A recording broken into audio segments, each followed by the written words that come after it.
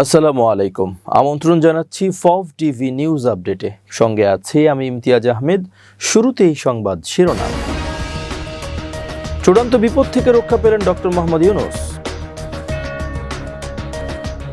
পিলখানা হত্যাকাণ্ডে হঠাৎ পুলিশ প্রধানের নাম, ঘটনা কি? দেশে এলো তারেক রহমানের বিশেষ সুবিধা সম্পন্ন হার্ট জিপ গাড়ি, এয়ার অ্যাম্বুলেন্স বিলম্বিত, দেশে আসছেন জুবাইদা। সামাজিক যোগাযোগ মাধ্যমে ইমরান খানের পোস্ট, সামনে এলো নতুন তথ্য।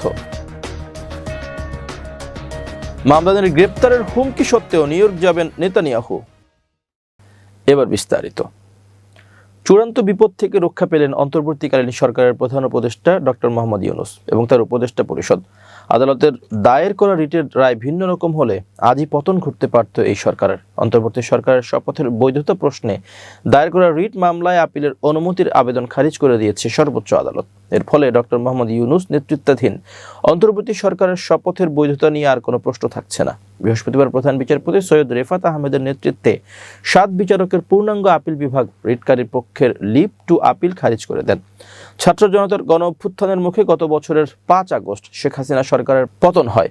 তার 2 দিন পর 8 আগস্ট ডক্টর মোহাম্মদ ইউনূসের নেতৃত্বে অন্তর্বর্তী সরকার শপথ নেয়। এরপর অন্তর্বর্তী সরকার গঠন ও শপথ বিষয়ে সুপ্রিম কোর্টের কাছে পাঠানো রেফারেন্স ও মতামতের প্রতিক্রিয়া নিয়ে গত বছরের ডিসেম্বরে সুপ্রিম কোর্টের জ্যেষ্ঠ আইনজীবী মোহাম্মদ মহসিন রশিদ রিট আবেদনটি করেছিলেন। পিলখানায় 58 সেনা কর্মকর্তাকে নৃশংস ও নিষ্ঠুরভাবে খুনের ঘটনায় গঠিত স্বাধীন জাতীয় কমিশনের প্রতিবেদনে 5 জন পুলিশ কর্মকর্তাকে অভিযুক্ত করা হয়েছে। তাদের মধ্যে বর্তমান আইজিপি বাহারুল আলমও রয়েছেন। তিনি পিলখানা হত্যাকাণ্ডের সময় পুলিশের বিশেষ শাখায় প্রধান তথা অতিরিক্ত আইজিপি দায়িত্বে ছিলেন। অন্তর্বর্তীকালীন সরকার গঠিত জাতীয় স্বাধীন তদন্ত কমিশনের প্রতিবেদনে উল্লেখ করা হয়েছে, অতিরিক্ত আইজিপি বাহারুল আলমকে কমিশন নিম্নবর্ণিত দোষে সাব্যস্ত করেছে। এর মধ্যে রয়েছে কমিশনের তদন্তে অনুমান ভিত্তিক তথ্য দিয়ে বিভ্রান্ত সৃষ্টি করা, রাজনৈতিক উদ্দেশ্যে ঘটনায় সরকার বিরোধীদের ফাঁসানো, মিছিলকারীদের শনাক্ত না করেই বিরোধী দলীয় কর্মীদের উপর দায় চাপানো, মিছিলকারীদের শনাক্ত না করা, এসবির তৎকালীন মাঠ পর্যায়ের টিমের পরিচয় না জানানো এবং উক্ত টিম কর্তৃক সংগৃহীত তথ্য প্রমাণ কমিশনের চাহিদা অনুযায়ী প্রদান না করে কমিশনকে অসহযোগিতা করা। প্রধান উপদেষ্টার কাছে তদন্ত রিপোর্ট জমা দেওয়ার পর সামাজিক যোগাযোগ মাধ্যম সহ বিভিন্ন মহলে এ বিষয়ে প্রয়োজনীয় ব্যবস্থা গ্রহণের দাবি উঠেছে। সরকারের উচ্চ পর্যায়ের পাঠানো এক প্রতিবেদনে বলা হয়েছে, বর্তমান আইজিপি বাহারুল আলম অতিরিক্ত আইজিপি এসবি থাকার সময় উদ্দেশ্যমূলকভাবে বিরোধীদের ফাঁসানো, মিছিলকারীদের শনাক্ত না করেই বিরোধী দলীয় কর্মীদের উপর দায় চাপানো ও মিছিলকারীদের শনাক্ত না করার ফলে বিএনপির সুপরিচিত নেতা নাসিরউদ্দিন আহমেদ পিন্টুকে গ্রেপ্তার করা হয়। তিনি বিডিআর বিদ্রোহে দণ্ডপ্রাপ্ত হয়ে জেলে থাকা অবস্থায় মারা যান, জানিয়ে জনমনে ক্ষোভ রয়েছে। 2015 সালের 3 মে রাজশাহী কারাগারে বন্দী থাকা অবস্থায় তার মৃত্যু হয়। গোয়েন্দা সূত্রে জানা গেছে, সরকারের একটি স্পর্শকাতর প্রতিবেদনে আইজিপির নাম আসার পরই প্রশাসনের ভেতরে আলোচনা সমালোচনা শুরু হয়েছে। প্রতিবেদনে তার বিরুদ্ধে নেতিবাচক তথ্য উপস্থাপন করা হয়েছে, বিশেষ করে পুলিশের বিশেষ শাখায় দায়িত্ব পালনকালে তৎকালীন সরকারের রাজনৈতিক এজেন্ডা বাস্তবায়নে ভূমিকা রাখা এবং বিরোধীদের বিরুদ্ধে ব্যবস্থা নিতে সক্রিয় থাকার অভিযোগ এসেছে। প্রশ্ন উঠেছে, এমন বিতর্কিত অতীত থাকা একজন কর্মকর্তাকে গুরুত্বপূর্ণ পদে রাখা কতটা যৌক্তিক? সততা ও দক্ষতার জন্য পরিচিত হলেও পিলখানা হত্যাকাণ্ড তদন্তে জাতীয় স্বাধীন তদন্ত কমিশনের প্রতিবেদনে তার বিরুদ্ধে গুরুতর মন্তব্য এসেছে। 2009 সালের বিডিআর হত্যাকাণ্ডের সময় বাহারুল আলম ছিলেন এসবি প্রধান। গত বছর ফ্যাসিস্ট আওয়ামী লীগ সরকারের পতনের পর 20 নভেম্বর তাকে চুক্তিভিত্তিক আইজিপি করা হয়, কিন্তু পিলখানা হত্যাকাণ্ডে দায়িত্ব পালনে ব্যর্থতার অভিযোগ তুলে তার নাম এসেছে তদন্ত কমিশনের প্রতিবেদনে। স্বাধীন তদন্ত কমিশনের প্রধান অবসরপ্রাপ্ত মেজর জেনারেল আলম ফজলুর রহমান বলেন, তদন্তে 5 জন পুলিশ কর্মকর্তার নাম এসেছে। তাদের মধ্যে আছেন বর্তমান আইজিপি বাহারুল আলমও। কেন তাদের নাম এসেছে?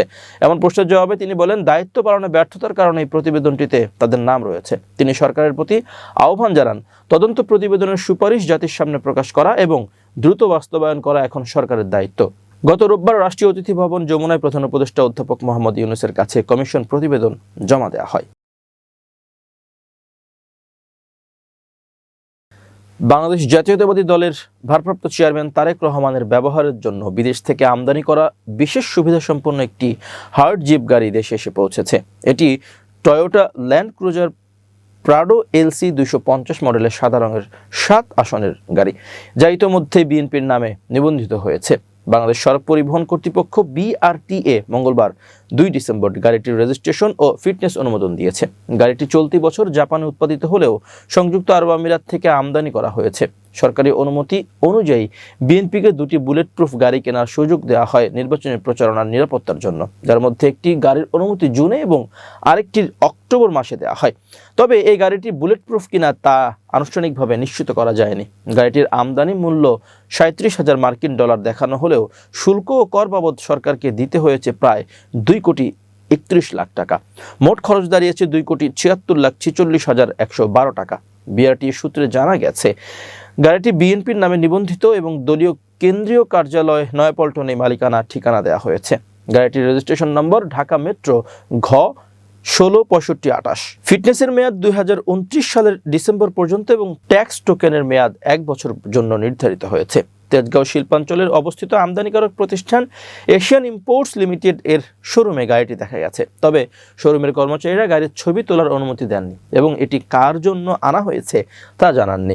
সদ্য নিবন্ধিত এই জিপটির সাধারণ ওজন 2,790 কেজি এবং সর্বোচ্চ ওজন 3,085 কেজি।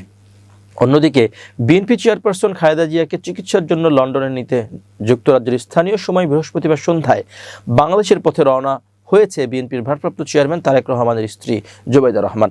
বাংলাদেশ সময় শুক্রবার সকাল 9টায় ঢাকায় পৌঁছেছেন তিনি। এদিকে খালেদা জিয়াকে নেওয়ার জন্য কাতারের আমির যে এয়ার অ্যাম্বুলেন্স আজ রাতে ঢাকায় আসার কথা ছিল সেটা আসতে বিলম্বিত হচ্ছে। মূলত এয়ার অ্যাম্বুলেন্সে কিছু টেকনিক্যাল সমস্যা দেখা দিয়েছে। এর আগে গত 29 নভেম্বর বিএনপি মহাসচিব মির্জা ফখরুল ইসলাম আলমগীর ঢাকায় কাতার দূতাবাসে এয়ার অ্যাম্বুলেন্সের ব্যবস্থা করার জন্য অনুরোধ জানিয়ে চিঠি পাঠান। পরদিন 30 নভেম্বর গুরুতর অসুস্থ বিএনপি চেয়ারপারসনের লন্ডনে উন্নত চিকিৎসা নিশ্চিতের জন্য জরুরি ভিত্তিতে এয়ার অ্যাম্বুলেন্সের ব্যবস্থা করার অনুরোধ জানায় পররাষ্ট্র মন্ত্রণালয়। এবার আন্তর্জাতিক প্রসঙ্গ। বিগত বেশ কয়েকদিন ব্যাপক আলোচনায় ছিল পাকিস্তানের সাবেক প্রধানমন্ত্রী ও রাজনৈতিক দল পিটিআই এর প্রতিষ্ঠাতা ইমরান খানের মৃত্যুর গুঞ্জন। রাওয়ালপিন্ডির আদিয়ালা কারাগারে গত মঙ্গলবার 2 ডিসেম্বর ইমরানের বোন ডক্টর উজামা খান তার সঙ্গে দেখা করার মধ্য দিয়ে অবসান হয়েছে সেই গুঞ্জনের। তবে সামনে এসেছে নতুন এক তথ্য। কারাগারে বোন উজামা খানকে নির্যাতনের ব্যাপারে জানান পাকিস্তানের সাবেক প্রধানমন্ত্রী। এরপর বুধবার ইমরান খানের এক্স অ্যাকাউন্টে ভেসে ওঠে একটি দীর্ঘ পোস্ট, যেখানে উঠে এসেছে তার উপর চালানো নির্যাতনের কথা। মানসিক নির্যাতনের কথা উল্লেখ করে ইমরানের সেই পোস্টে বলা হয়, আমাকে সম্পূর্ণ নির্জন কারাগারে রাখা হয়েছে। এমন এক সেলে আটকে রাখা হয়েছে যেখানে গত 4 সপ্তাহে একজন মানুষের সঙ্গেও আমার কথা হয়নি। বাইরের জগৎ থেকে আমাকে পুরোপুরি বিচ্ছিন্ন করে রাখা হয়েছে। কারাগারের ম্যানুয়াল অনুযায়ী যেসব সাধারণ বিষয় দেওয়ার কথা সেগুলো কেড়ে নেওয়া হয়েছে। পোস্টে ইমরানের পক্ষ থেকে দাবি করা হয়েছে তাকে ও তার স্ত্রীকে সেনাপ্রধান ফিল্ড মার্শাল অসীম মুনিরের নির্দেশে সাজানো মামলা দিয়ে আটকে রাখা হয়েছে। উল্লেখ্য 2022 সালে আস্থা ভোটে প্রধানমন্ত্রিত্ব হারান ইমরান খান। এরপর প্রধানমন্ত্রী হন শেহবাজ শরীফ। ক্ষমতাচ্যুত হওয়ার পর থেকেই তার বিরুদ্ধে একের পর এক মামলা হতে থাকে। এর মধ্যে 2023 সালে একবার গ্রেপ্তার হয়ে ছাড়া পান তিনি। এরপর তাকে ওই বছরের আগস্টে আবার গ্রেপ্তার করা হয়। তখন থেকেই কারাগারে বন্দী আছেন তিনি। নিজের বিরুদ্ধে মিথ্যা মামলার অভিযোগের পাশাপাশি সেনাপ্রধান ফিল্ড মার্শাল অসীম মুনিরকে মানসিক ভারসাম্যহীন হিসেবে অভিহিত করেছেন ইমরান খান। পাকিস্তানের সাবেক প্রধানমন্ত্রী বলেছেন, অসীম মুনিরের নীতি পাকিস্তানের জন্য ধ্বংসাত্মক। তার এসব নীতির কারণে সন্ত্রাসবাদ নিয়ন্ত্রণের বাইরে চলে গেছে, যা আমাকে বেশ উদ্বিগ্ন করে। ইমরান খান আরও বলেন, পাকিস্তানকে নিয়ে অসীম মুনিরের কোনো চিন্তা নেই, শুধুমাত্র পশ্চিমা শক্তিদের খুশি করতে তিনি এগুলো করছেন। তিনি ইচ্ছাকৃতভাবে আফগানিস্তানের সঙ্গে উত্তেজনা সৃষ্টি করেছেন যেন আন্তর্জাতিক অঙ্গনে তাকে মুজাহিদ হিসেবে দেখা হয়। মুনির প্রথমে আফগানকে হুমকি দিয়েছেন, তারপর পাকিস্তান থেকে আফগান শরণার্থীদের বের করে দিয়েছেন এবং ড্রোন হামলা চালিয়েছেন। এর পরিণতি হিসেবে এখন সন্ত্রাসবাদের আস্ফালন দেখা যাচ্ছে। অসীম মুনিরকে মানসিক ভারসাম্যহীন হিসেবে অভিহিত করে বিশ্বকাপ জয়ী ক্রিকেটার থেকে প্রধানমন্ত্রী হওয়া ইমরান বলেছেন, নৈতিকতার দেউলিয়াত্ব পাকিস্তানের সংবিধান এবং আইনকে পুরোপুরি ধসিয়ে দিয়েছে। যুক্তরাষ্ট্রের নিউ ইয়র্ক সিটির মেয়র জোহরান মামদানি ঘোষণা দিয়েছিলেন, মেয়র হলে যুদ্ধাপরাধের অভিযুক্ত দখলদার ইসরায়েলের প্রধানমন্ত্রী বেনিয়ামিন নেতানিয়াহুকে গ্রেপ্তার করবেন তিনি। তবে মামদানির এই সতর্কতা সত্ত্বেও নিউ ইয়র্কে যাবেন বলে জানিয়েছেন নেতানিয়াহু। গাজার মানুষকে অভুক্ত রেখে যুদ্ধাপরাধ সংঘটিত করার অভিযোগে আন্তর্জাতিক অপরাধ আদালত আইসিসি নেতানিয়াহুর বিরুদ্ধে গ্রেপ্তারি পরোয়ানা জারি করে। এর ব্যাপারে প্রশ্ন করলে গত বুধবার সংবাদ মাধ্যম নিউ ইয়র্ক টাইমসকে নেতানিয়াহু বলেন, হ্যাঁ, আমি নিউ ইয়র্কে আসবো। মামদানির সঙ্গে কথা বলবেন কিনা এই প্রশ্নের জবাবে এই দখলদার বলেন, যদি মামদানি তার চিন্তাভাবনা পরিবর্তন করেন এবং বলেন যে ইসরায়েলেও অস্তিত্বের অধিকার আছে, তাহলে এটি আলোচনা করার জন্য একটি ভালো শুরু হবে। ডেমোক্রেটিক পার্টি থেকে নির্বাচন করা মামদানি নিউ ইয়র্কের ইতিহাসে প্রথম মুসলিম ও দক্ষিণ এশিয়ার বংশোদ্ভূত কোনো ব্যক্তি হিসেবে মেয়র নির্বাচিত হয়েছেন। মামদানি একাধিকবার বলেছেন ইসরায়েলের অস্তিত্বের পক্ষে আছেন তিনি। নির্বাচিত মুসলিম এই মেয়র জানিয়েছেন, নেতানিয়াহু যদি নিউ ইয়র্কে আসেন তাহলে তাকে গ্রেপ্তার করতে পুলিশ পাঠাবেন। তবে যুক্তরাষ্ট্র আইসিসির সদস্য না হওয়ায় এই আদালতের পরোয়ানা নেতানিয়াহুকে গ্রেপ্তারের এখতিয়ার মামদানির আছে কি না এ নিয়ে প্রশ্ন আছে। এছাড়া প্রেসিডেন্ট ডোনাল্ড ট্রাম্পও সরাসরি নেতানিয়াহুর পক্ষে অবস্থান নিয়েছেন, ফলে চাইলেও মামদানি নেতানিয়াহুকে গ্রেপ্তার করতে পারবেন কিনা এ নিয়ে শঙ্কা আছে। জাতিসংঘের সাধারণ পরিষদের অধিবেশনে অংশ নিতে প্রতি বছর নিউ ইয়র্কে আসেন নেতানিয়াহু।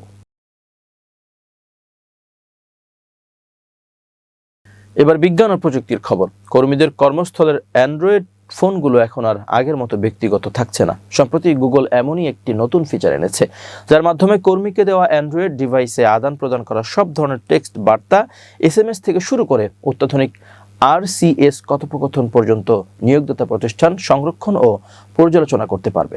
সাইবার নিরাপত্তা বিশেষজ্ঞদের মতে এটি কাজের পরিবেশ এবং ব্যক্তিগত গোপনীয়তার ধারণাকে সম্পূর্ণ নতুন চ্যালেঞ্জের মুখে ঠেলে দিল। খবর এনডিটিভির। অ্যান্ড্রয়েড RCS আর্কাইভাল নামে পরিচিত এই নতুন ফিচারের মাধ্যমে প্রতিষ্ঠানগুলো তাদের কর্মীদের ডিভাইসে থাকা গুগল মেসেজে থার্ড পার্টি আর্কাইভিং অ্যাপ্লিকেশন যুক্ত করতে পারবে। অ্যান্ড্রয়েড অথরিটি এ তথ্য নিশ্চিত করেছে। গুগলের সিনিয়র প্রোডাক্ট ম্যানেজার ইয়ান মার্সানাই এক ব্লগ পোস্টে জানান, এই সমাধানটি থার্ড পার্টি আর্কাইভাল অ্যাপগুলোকে কর্মস্থলের ডিভাইসে থাকা গুগল মেসেজের সঙ্গে সরাসরি সংযুক্ত হওয়ার সুযোগ দিচ্ছে। এই ফিচারের মাধ্যমে নিয়োগকর্তাদের নিয়ন্ত্রণ ক্ষমতা বহুগুণ বাড়ছে। মার্সানাই আরও বলেন, যখন কোনো ডিভাইস পুরোপুরি প্রতিষ্ঠান নিয়ন্ত্রিত থাকে এবং আইটি টিম সেই ডিভাইসটি কনফিগার করে, তখন আর্কাইভিং অ্যাপটি বার্তার বিষয়ে অবহিত হয়। শুধু বার্তা পাঠানো বা গ্রহণের সময় নয়, কোনো বার্তা সম্পাদন করা বা মুছে ফেলা হলেও আর্কাইভিং অ্যাপকে তা জানিয়ে দেওয়া হবে। এরপর আর্কাইভিং অ্যাপ সেই বার্তার তথ্য পড়ে এবং তা প্রতিষ্ঠানের আইটি বিভাগকে সরবরাহ করে। এবার খেলার খবর। বাংলাদেশ ক্রিকেট বোর্ড BCB বর্তমান কোচিং স্টাফে সন্তুষ্ট থাকায় সিনিয়র সহকারী কোচ মোহাম্মদ সালাউদ্দিন ও বিশেষায়িত ব্যাটিং কোচ মোহাম্মদ আশরাফুলকে দায়িত্বে রেখে এগিয়ে যাওয়ার সিদ্ধান্ত নিয়েছে। গত 5 নভেম্বর সালাউদ্দিনের পদত্যাগের খবর প্রকাশিত হলেও শেষ পর্যন্ত আলোচনার মাধ্যমে সেটি কার্যকর না করার সিদ্ধান্ত নেয় বোর্ড। BCBর ক্রিকেট পরিচালনা বিভাগের চেয়ারম্যান নাজমুল আবেদিন ফাহিম বৃহস্পতিবার একটি জাতীয় দৈনিককে বলেন, আলোচনা হয়েছে। সালাউদ্দিন তার বর্তমান চুক্তি অনুযায়ী 2027 ICC বিশ্বকাপ পর্যন্ত দায়িত্বে থাকছেন। 2024 সালের নভেম্বরের সিনিয়র সহকারী কোচ হিসেবে নিয়োগ পাওয়া সালাউদ্দিন এর আগে 2006 থেকে 2010 পর্যন্ত জাতীয় দলের সহকারী ও ফিল্ডিং কোচ হিসেবে কাজ করেছেন। এছাড়া 2010 থেকে 11 মৌসুমে BCB ন্যাশনাল ক্রিকেট একাডেমিতে বিশেষজ্ঞ কোচ হিসেবেও দায়িত্ব পালন করবেন। ফাহিম জানান, সামনে 2025 সালের ফেব্রুয়ারি-মার্চে ভারতে ও শ্রীলঙ্কায় অনুষ্ঠিতব্য T20 বিশ্বকাপকে সামনে রেখে বোর্ড বর্তমান সেটআপে আস্থাশীল। তিনি বলেন, যারা এখন কাজ করছেন তারা দায়িত্বে থাকবেন। সবকিছু ঠিকঠাক চলছে, প্রয়োজনে নতুন কাউকে যোগ করা হতে পারে। সম্প্রতি আয়ারল্যান্ডের বিপক্ষে টেস্ট সিরিজে 2-0 এবং T20 সিরিজে 2-1 ব্যবধানে জয়ের পর কোচিং স্টাফদের কর্মদক্ষতা নিয়ে BCBর সন্তুষ্টি আরও বেড়েছে। এই সিরিজেই বিশেষায়িত ব্যাটিং কোচ হিসেবে দায়িত্ব পাওয়া মোহাম্মদ আশরাফুলও কাজ চালিয়ে যাবেন বলে নিশ্চিত করেছেন ফাহিম। প্রিয় দর্শক, শেষ করছি FOF টিভি নিউজ আপডেট। আজ এই পর্যন্তই। ভিন্ন খবর নিয়ে দেখা হবে আগামীকাল রাত 8টায়। নিজেকে আপডেট রাখতে সাবস্ক্রাইব করুন চ্যানেলটি। নিয়মিত লাইক, কমেন্ট ও শেয়ার করে ছড়িয়ে দিন সর্বত্র। সুস্থ থাকুন, নিরাপদে থাকুন। আল্লাহ হাফেজ।